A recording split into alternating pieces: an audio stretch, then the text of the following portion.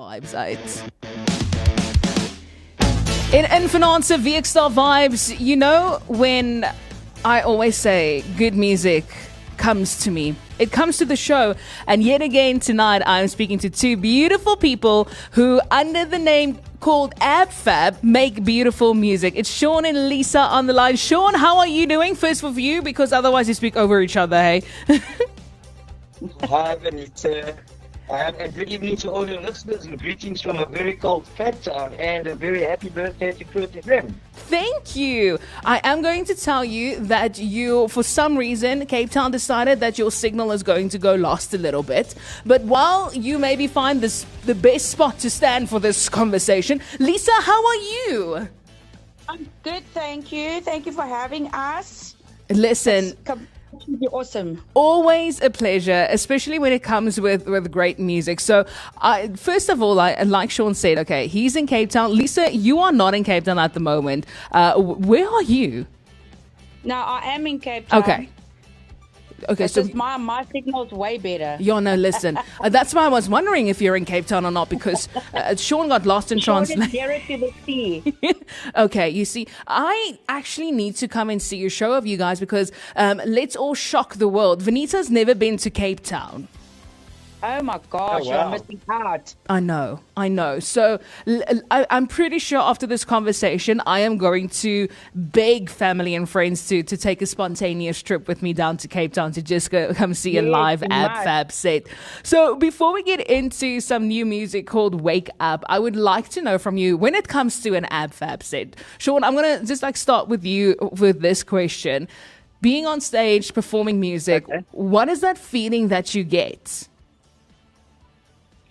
I've been a professional musician since I left school, and I just still to this day love performing. There's nothing better than being on stage and performing in front of people, whether it's your own music or even performing covers, or just to interact with your crowd and the people with you, because music really gets to all our souls. So I absolutely love every single gig that I play. And Lisa, when you have to incorporate that feeling of Sean's with your own, specifically putting your music into the world, what do you feel inside of you sharing that passion? Yeah, I've got exactly the same kind of passion. I've also been doing it for 26 years now. So doing your own stuff or even covers, it's amazing. It's an incredible feeling. Just to share music with everybody and to see people's reactions and how people feel after you've done a performance is just worth doing it.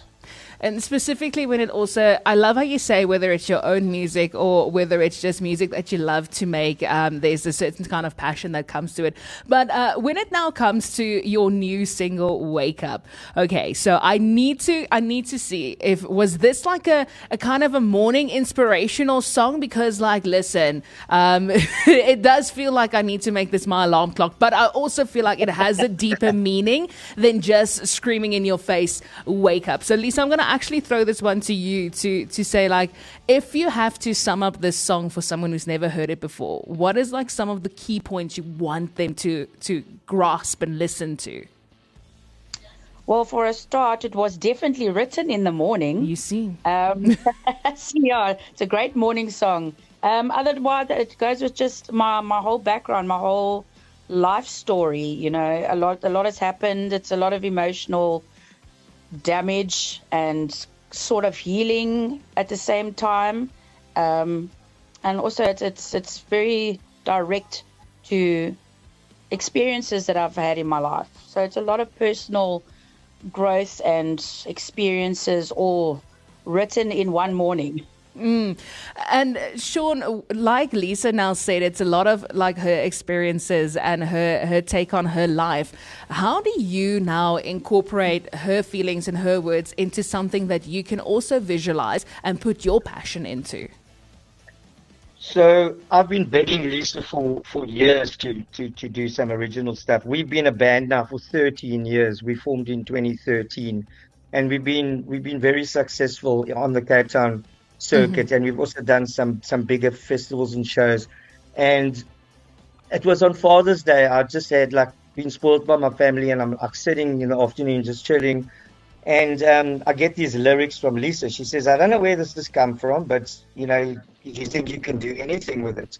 And I thought about it, and I've also had this, which became the hook. You'll hear the hook, the piano hook of Wake Up. I've had that thing dwindling in my head for about 4 months now. So I thought to myself, why not? So we have a recording studio here at our place, and I went into the studio and I laid down that basic piano riff, and I took Lisa's lyrics and I put like a basic drum groove down, and I sent it to a very good friend and in Rotterdam in Holland, who I've written with, you know, years ago. We were in bands together, and I said to him, Brad, I don't know if there's something here. You know, have a listen, have a look, and see what you've got. You know, if there's anything here. And the next morning, I woke up to the first version of WhatsApp, the first demo of WhatsApp, and I sent it to Lisa, and we were like, okay, we're onto something here. And that's basically how this whole thing has just happened so quickly. I love it when a plan comes together. I love how for 13 years you guys already have become so in sync with one another, your thoughts, your feelings. But obviously it didn't just get to a point where Lisa could send you lyrics and you can work with it. And then all of a sudden, a whole journey later, there's like this beautiful song that came out. How did you guys actually find your groove? Like, was there a couple of tips you're like, I'm not dealing with you today? Lisa, I'm going to throw it to you before Sean defends himself. No. Where do I start? Yeah, listen. Funny enough, I mean, Sean and I don't know, we like carry on like siblings. You know, we do fight a lot and everything, but the time that we've been together, I mean, we really are in sync. Yeah. We really do think the same almost. And I don't know, it's when we just click. So everything works with whatever ideas we throw out at each other. So it just goes, it works. Sean, Lisa spoke very nicely of you. I'm expecting the same at the moment. Yeah, she says I'm the drama queen at times. So Okay. That you are. thank you, Lisa. You know, it's just, you know, we average on 200 gigs a year since 2013. So we see a lot of each other. Yeah, we always joke. We say like every year is a world tour of the pubs and clubs. You know, so we've been very blessed to have like regular work. So we do, and before COVID, we were doing 5 nights a week. And then after COVID, because a lot of venues closed down, we were doing 5 gigs on a weekend, for example. You would play a Friday night, a Saturday afternoon, a Saturday night, Sunday afternoon, and sometimes a Sunday evening. So yes, we have spent a lot of time together. We share the same musical interests. We like the same artists. Yeah. So I think that has really, really, really helped both of us, and it's helped the band stick around for so long, you know? And I'm trying to do math in my head, and already it's like 7:30 in the evening. So excuse me if my math is not mathing, but you're saying already averaging on like 200 gigs a year. That's if you have to put it into days. And sometimes I'm pretty sure there's more than one gig on a day. That means you get like 100 days off in the year. That sounds a lot, but it's not a lot, especially if you have to incorporate family time, studio time, me time, all of those things in those 100 days. Where do you guys find the balance? My goodness, I'm exhausted just doing the math of trying to see when you guys sleep.